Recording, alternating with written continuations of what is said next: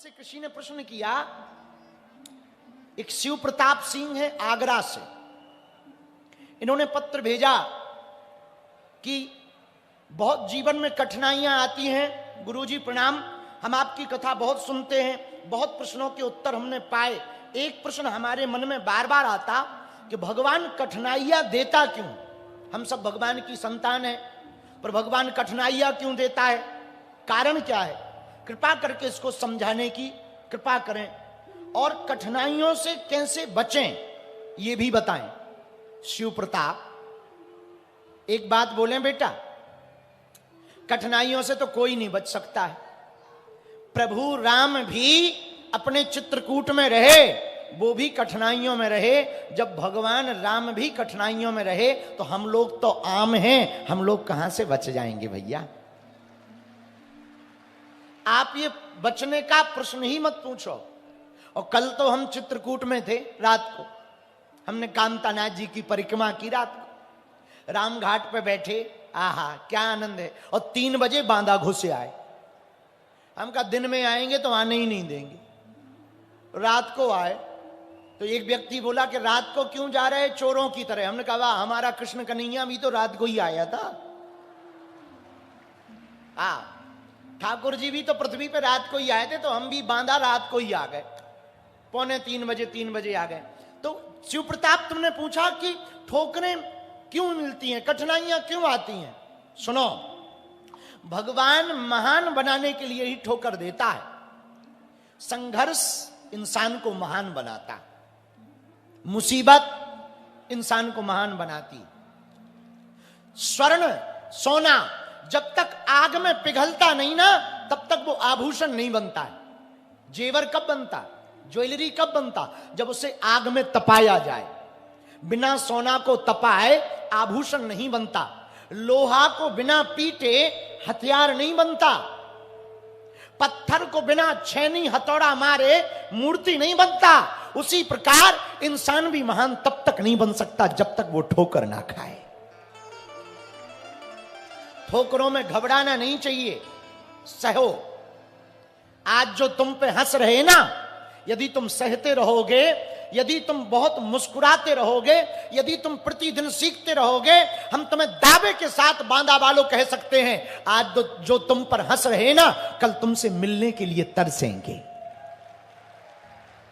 यदि आज तुम मुसीबतों को सह लोगे, तो जो तुम्हें आज गाली दे रहे ना, हमारी बात तुम कान खोलकर सुन लेना बांदा वालों, जो तुम पर हंस रहे, जो तुम्हें गाली दे रहे, तुम सहते रहना, भगवान पर भरोसा रखना। जो तुम्हें गाली दे रहे वो तुम्हें ताली भी देंगे। बांदा के पागलो, एक बात तुम याद रखना, शिव प्रताप सिंह आगरा वाले, तुमने पूछा कि जिंदगी में कठिनाइयां क्यों आती हैं? महान बनाने के लिए भगवान मुसीबत देता है। उन मुसीबतों को, आपदा को अवसर में बदलना सीखो। किसी गांव से एक आदमी चला जा रहा था, महाराज, किसी गांव से एक आदमी चला जा रहा था। आज कथा में पहाड़ी बाबा भी विराजमान हैं और परमेश्वर दास जी भी महाराज जी विराजमान हैं। आपके चरणों को हम प्रणाम करके भगवान एक बात कहें। एक गांव में आदमी जा रहा था, उसका पैर एक पत्थर में लगा।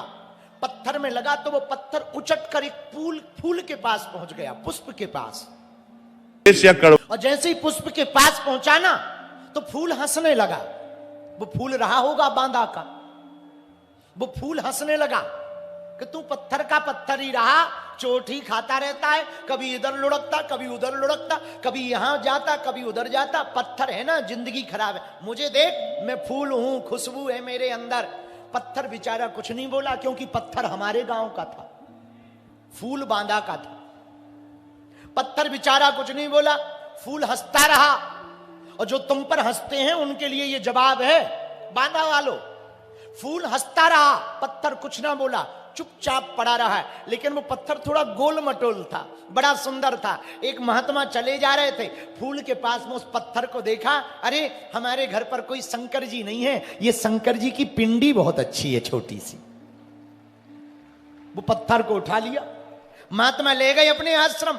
और जैसे ही आश्रम ले गए, शंकर जी मान करके तुलसी घर में रख दिया, तुलसी घरा में धर करके जल चढ़ा दिया, तिलक लगा दिया, हर हर बोले नमः शिवाय, कर्पूर गौरम करुणावतारम संसार सारम भुजगेंद्र हारम सदा वसंतम हृदयारविंदे भवम भवानी सहितम नमामि मंदार माला बहुकाल काली कपाल मालई आदि आदि श्लोकों से दिव्य स्तुति करने लगे, बढ़िया गाने लगे, तिलक लगाने लगे, अक्षत चढ़ाने लगे, चावल चढ़ाने लगे, अगरबत्ती लगाने लगे। तब तक याद आया फूल तो है ही नहीं है। भागे भागे बाग में गए, वही फूल तोड़ा जो हंस रहा था, क्योंकि वो बांधा का था।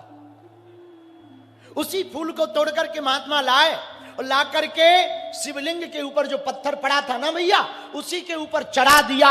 और जैसे ही चढ़ाया तो अब पत्थर मुस्कुरा करके बोला, फूल भैया उस दिन तुम हम पर हंस रहे थे, उस दिन हम चुप रहे, आज समय का खेल देखो, मैं शिव बन गया, तुम मेरे ऊपर फूल बन करके चढ़ रहे हो। बात समझ आई है? बोलो हाँ जी या ना जी?